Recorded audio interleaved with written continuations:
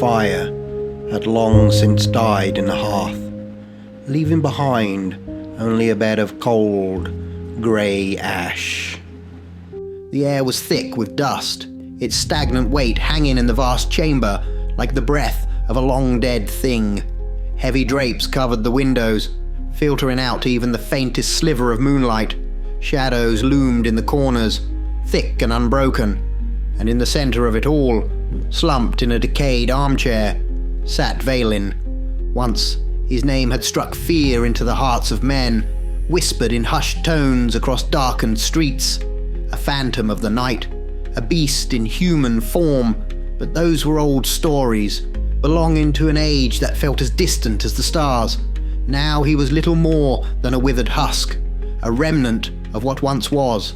His skin, where once it gleamed with unnatural vitality, now stretched dry and cracked over his bones, brittle as parchment.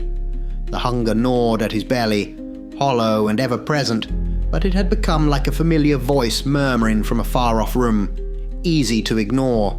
He had not fed in decades.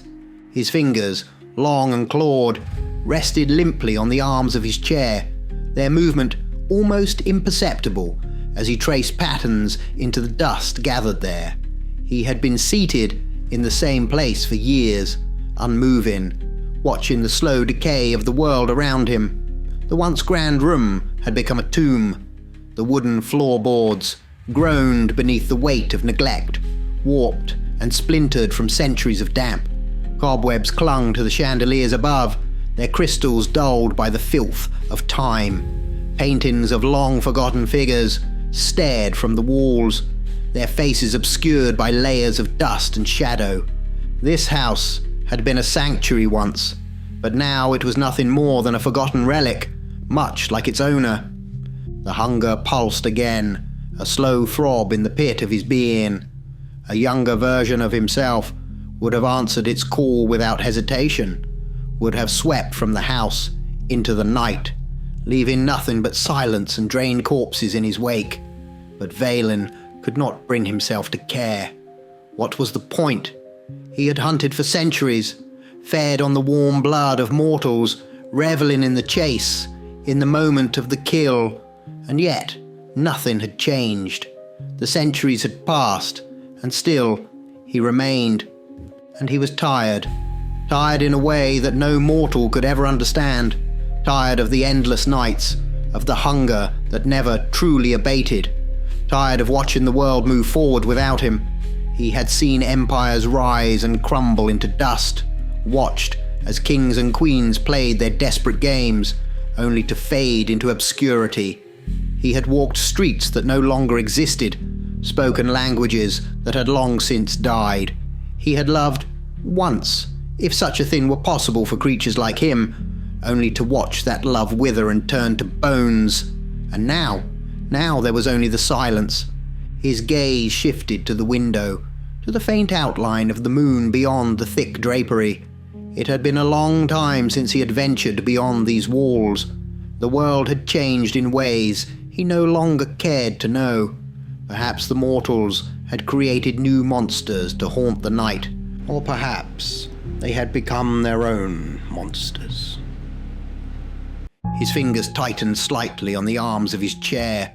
For a moment, he entertained the idea of rising, of stretching his limbs, of finding something, or someone, to sink his teeth into. The hunger urged him, whispering of warm blood, of life, of the promise of brief satisfaction. But his body remained still.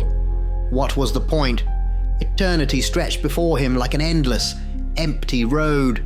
What use was hunger when there was nothing left to chase?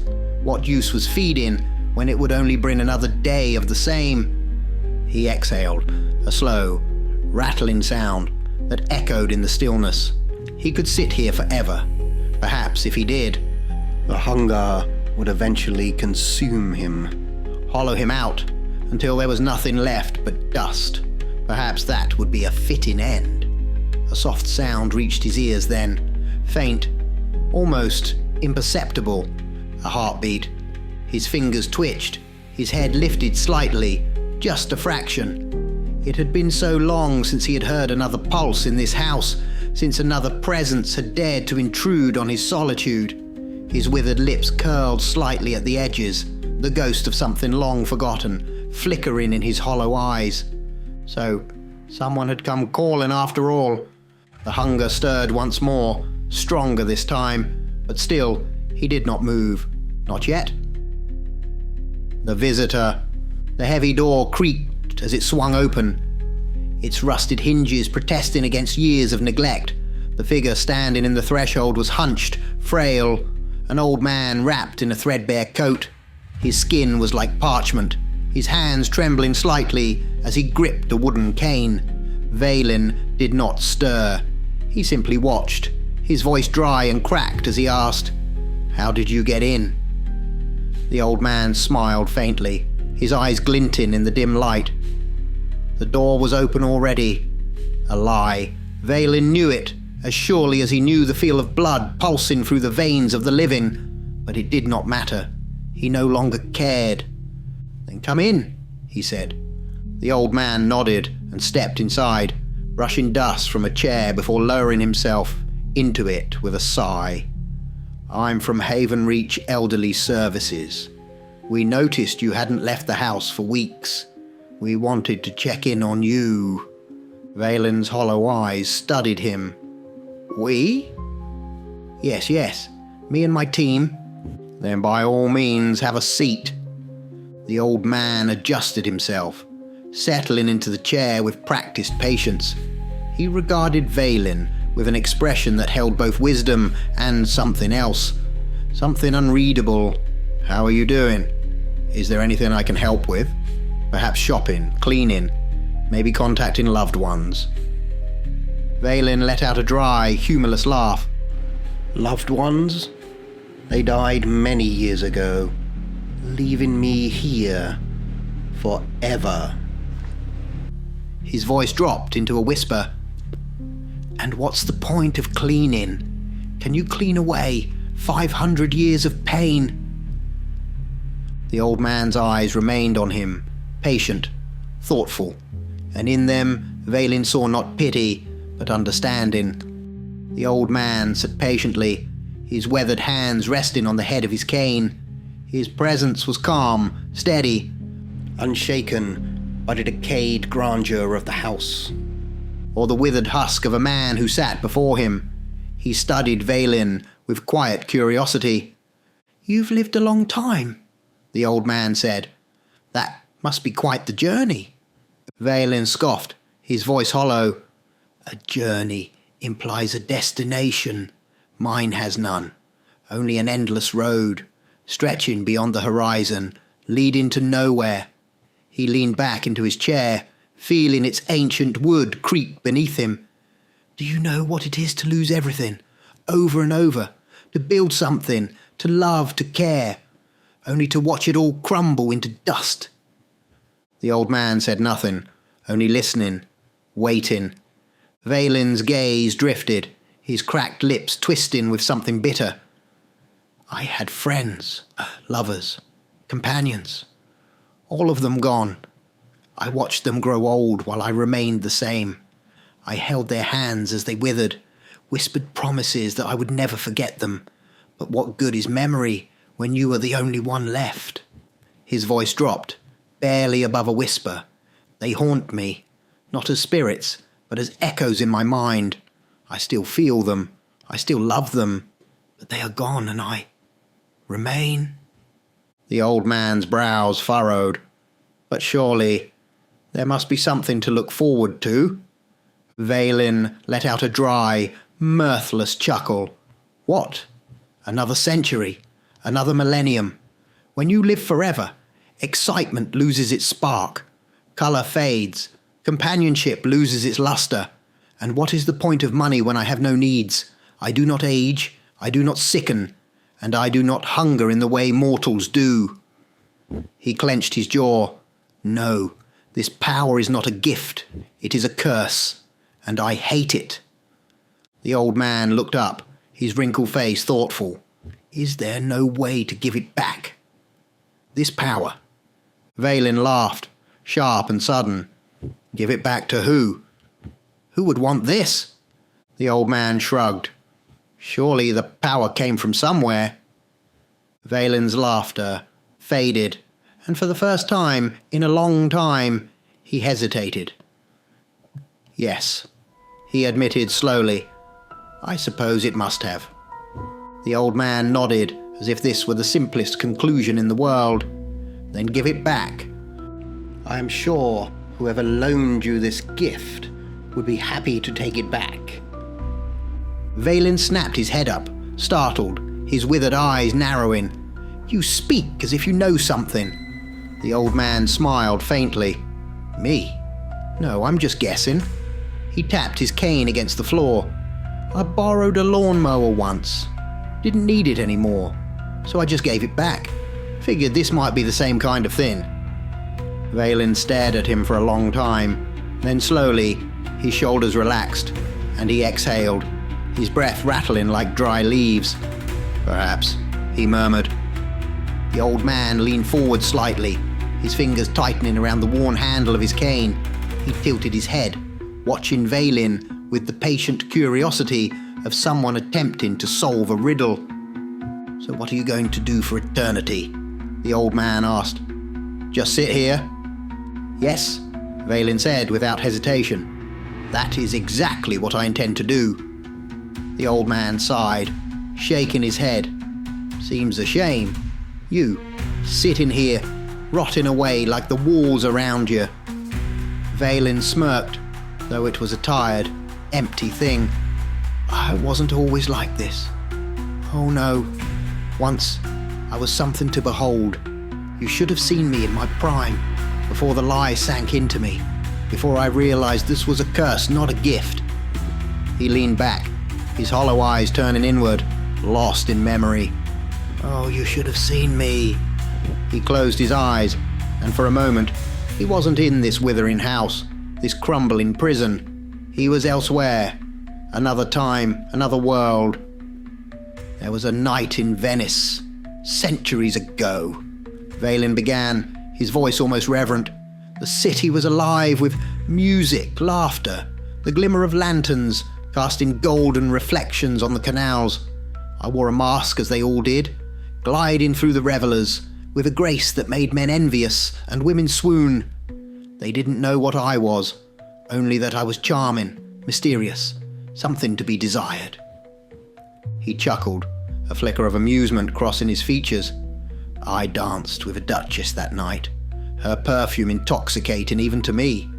She thought herself the hunter, luring a mysterious stranger into her web, unaware of how the roles had already been reversed.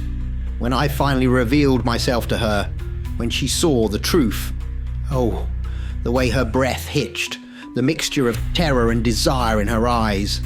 I drank from her as the bells of the basilica rang out at midnight, and she moaned as if in rapture. Veylin exhaled slowly, his lips curling into a wistful smile. She died blissfully, never knowing fear, never knowing regret, just pleasure and eternity in her final breath. The old man remained quiet, watching him, waiting. Veylin's smile faded. Then there was the siege of Prague. The city burned, its people screaming in the streets as war and famine devoured them. And I was a god among men. Soldiers, desperate and half-starved, offered up their comrades for a chance to live another night. Nobles sold their own children for protection. But I had no interest in bargains. I took what I wanted. I drank deep, sated my hunger while the world crumbled around me. I was untouchable, invincible. He sighed, his fingers tracing invisible patterns into the dust on the armrest. But that was before the weight set in, before the hunger lost its thrill, before I realized that nothing ever truly changes. His eyes flickered up to meet the old man's, dark and heavy with centuries of weariness. You see, old man, I wasn't always this way. I was glorious. I was feared. I was desired. But now? He gestured to the ruin around him. Now I have only time. And time, as I have learned, is the cruelest torment of all." The old man sat in silence for a long moment, his expression unreadable. Then he spoke, his voice quiet, thoughtful. "And yet, you still tell the stories." Veylin blinked, momentarily thrown by the remark. The old man leaned forward just a little. "If you truly didn't care anymore, if eternity had truly crushed you, you wouldn't bother telling me any of this." Veylin said nothing. The old man smiled faintly. "Maybe there's still a spark left in you yet." The fire had long since died, but the cold in the room deepened, thick and consuming. It was not the cold of the house's neglect, nor the absence of life, but something else entirely, something ancient, something inevitable. The old man sat still, his hands resting on his cane, his eyes glinting with something unreadable. Veylin barely noticed. His mind was spinning, his thoughts tangled in the possibility, the temptation of release. "You say eternity is a curse," the old man said, his voice smooth, measured. "But what if you could let it go?" Veylin let out a breath of disbelief. "I have carried this for centuries. What you suggest is impossible." "Is it?" The old man tilted his head. "All things must return to where they came from. Power is never free. It is loaned, granted, but never truly owned. And all debts, my friend, must eventually be repaid." Veylin frowned. A strange unease settled over him. "And how does one repay such a thing?" The old man smiled, a slow, knowing curve of his lips. "You simply surrender it. You return what was given, just as one might return a key, a coin, a borrowed tool." Veylin hesitated. His fingers trembled as he looked down at his ancient hands, the cracked, brittle skin stretched over them. He had long since tired of his own existence, of the hunger, the weight, the loneliness.